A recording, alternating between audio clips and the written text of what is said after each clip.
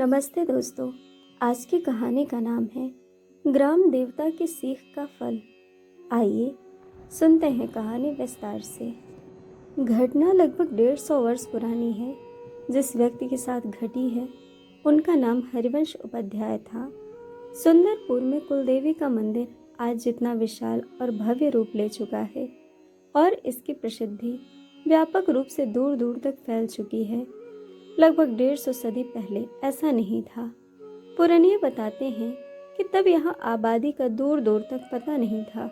चारों तरफ जंगल झाड़ी और वीराने का इतना गहन साम्राज्य था कि शाम की तरफ उधर का कोई भूले भी रुक नहीं करता था। यहाँ तक कि मंदिर के पुजारी भी धुंधलका छाने से पहले ही मंदिर में दिया जला, आरती वगैरह के बाद माँ को शयन करा जल्दी से वहाँ विदा हो जाते। मंदिर के पीछे रेत का एक बड़ा सा टीला हुआ करता था जिसे बचपन में देखा गया था। लोग बताते हैं कि पुराने समय में यहाँ किसी राजा रानी का महल हुआ करता था।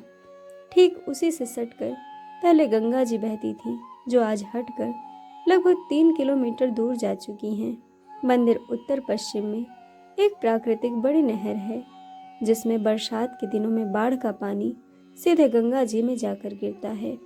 इसी नहर के उत्तर की तरफ 20-25 घरों का वो गांव आबाद था।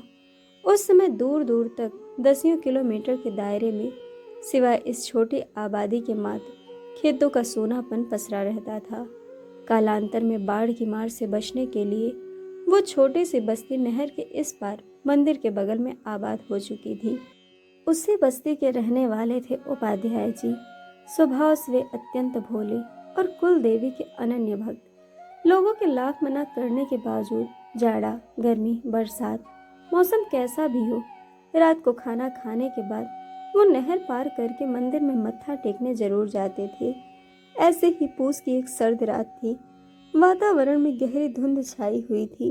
चूंकि उस समय घड़ी का उतना चलन नहीं था, सो उपाध्याय जी घर पर खाने के बाद डेरे पर चले आए गायों की देखभाल के लिए।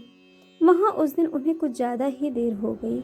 आसमान में कोहरे की वजह से चांद दिखाई नहीं दिया, सो समय का ठीक ठाक अंदाजा नहीं लगा पाए और शरीर पर कंबल डाल रोज की तरह मंदिर की ओर बढ़ चले। क्योंकि उस समय नहर में पानी घुटनों से ज़्यादा नहीं होता था, तो पार करने में ज़्यादा परेशानी नहीं होती थी। जाड़े की उस रात जब वो मंदिर के पास पहुँचे, दूर दूर तक सन्नाटा भाएं भाएं कर रहा था। एक पल को उनका शरीर भय के मारे गनगना गया। आंखें अनायास मुंद गई। थोड़ी ही देर में उन्हें आभास हुआ कि उनके इर्द गिर्द कई सारे लोगों का जमावड़ा हो चुका है, जो आहिस्ते आहिस्ते उन्हें अपने घेरे में लेने के लिए अपना घेरा तंग कर रहे हैं। हे माँ, क्या आज की रात तुम्हारे धाम पर ही मेरी जीवन लीला समाप्त हो जाएगी? उन्होंने मन ही मन माँ से गुहार लगाई। और तब जबकि लगा कि वो दुष्ट आत्माएं बस उन्हें दबोचने ही वाली हैं, अचानक मंदिर के अंदर रखे हुए नगाड़े अनायास जोर जोर से बजने लगे। उपाध्याय जी चौंके। रात के इस वक्त मंदिर में कौन बैठा नगाड़ा बजाने के लिए? तत्क्षण उन्होंने अपनी आंखें खोल दी। आसपास किसी का नामो निशान तक नहीं था। सहसा उनकी नजर मंदिर के द्वार की ओर उठी। फाटक चौपट खुला था और उसमें से साक्षात कुल देवी बाहर आ रही थी। क्यों रे, यही समय मिला है तुझे मेरे पास आने का? जानता नहीं कि ये मेरे शयन का समय है? अभी मुझे थोड़ी सी भी देर हो जाती तो तू जिंदा नहीं रहता। पर कल को लोग यही कहते कि देवी माँ का इतना बड़ा भक्त बनता था और उन्हीं के धाम पर उसके प्राण न बच पाए। माई, ये तो मेरा रोज का नियम है, आज कैसे नागा कर देता। हरवंश उपाध्याय देवी के सामने पाके निहाल हो गए और उनके चरणों में लौट गए। पगले, रोज से आज ज्यादा देर कर दिया है तूने। अभी आधी रात का समय हो चला है। माई, गलती हो गई, मुझे समय का पता नहीं चला।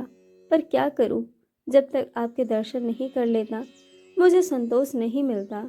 जानती हूँ रे, इसीलिए तो पहली बार किसी के सामने साक्षात आई हूँ। पर तू भी ये मूर्खता छोड़ दे। माई, ये तो मेरी भक्ति है। निसंदेह तुम्हारी भक्ति उत्कृष्ट है, इसीलिए तो कह रही हूँ। अब आज के बाद तुझे रात में यहाँ आने की आवश्यकता नहीं। तो घर से ही मुझे प्रणाम कर लेना, मैं स्वीकार कर लूँगी। जब दर्शन का जी चाहे दिन में आ जाना मेरे पास। चल अब तुझे घर छोड़ दूँ। माई क्षमा, आपने मुझे साक्षात दर्शन दे दिए, जीवन धन्य हो गया। अब आपको कष्ट देकर मुझे नर्क नहीं जाना। आप वापस मंदिर में जाएं, मैं स्वयं घर चला जाऊंगा। हरवंश ने हाथ जोड़ लिए। तो चुपचाप चल, मैं तुझे घर छोड़कर ही आऊंगी। फिर आगे आगे कुलदेवी और पीछे हरवंश उपाध्याय दोनों नहर के पास पहुंचे ही थे कि हरबंस का शरीर झंझना गया। सामने से सफेद धोती और खड़ाऊ पहने एक वृद्ध आदमी आ रहे थे। उन्होंने आगे बढ़कर कुलदेवी के चरण स्पर्श किए। ये आपको कहाँ मिल गया माई? फिर कुलदेवी ने सारी बात बता दी। हरवंश ने आगे बढ़कर वृद्ध के चरणों में माथा पटक दिया। अब आप कौन हैं देवता? मैंने पहचाना नहीं।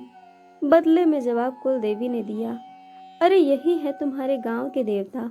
हाँ, कभी देखे नहीं तो पहचानोगे कैसे? रात के पहर जब मेरा शयन का समय होता है, ये पूरे गांव क्षेत्र का भ्रमण करते हैं ताकि कुछ अनिष्ट ना हो। वृद्ध मुस्कुराए। माई, अब आप अपने धाम पर जाएं, मैं इसे गांव तक छोड़कर आता हूँ। हरवंश उपाध्याय के जैसे भाग्य उदय हुए थे। माई के चरणों में देर तक पड़े अश्रु बहाते रहे। फिर ग्राम देवता के साथ गांव की सीमा पर आए।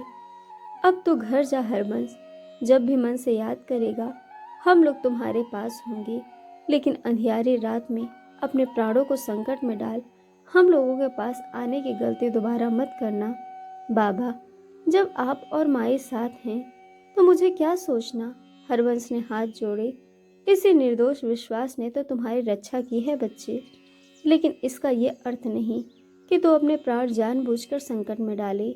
मनुष्य को विधाता ने इसीलिए विवेकशील बनाया है ताकि वो उचित और अनुचित का भेद कर सके। समयानुकूल आचरण सबको करना चाहिए। तुम्हारी आस्था प्रशंसनीय है, इसीलिए कहता हूँ, रात बिरात या खराब मौसम में अपने घर से ही याद कर लेना हम सबको। बाकी जब जी चाहे चले आना। कहकर ग्राम देवता गांव की सीमा से लौट चले। उस घटना के बाद हरवंश उपाध्याय की जीवन धारा ही बदल गई। कुलदेवी और ग्राम देवता की सीख का ही फल था कि उन्होंने फिर जीवन के किसी भी क्षेत्र में कुछ भी गलत निर्णय नहीं लिया। उन्हीं के संस्कारों का परिणाम ये हुआ कि आज कई पीढ़ियों के बाद भी उनका परिवार धर्म की राह पर चलता हुआ फल फूल रहा है। तो दोस्तों, यह थी कहानी ग्राम देवता के सीख का फल। दोस्तों, कहानी आपको कैसी लगी यह हमें कमेंट करके ज़रूर बताइएगा और चैनल को सब्सक्राइब, वीडियो को लाइक शेयर करना बिल्कुल मत भूलिएगा। वीडियो देखने के लिए आप सभी का बहुत बहुत धन्यवाद। जल्द मिलेंगे एक और नए वीडियो के साथ।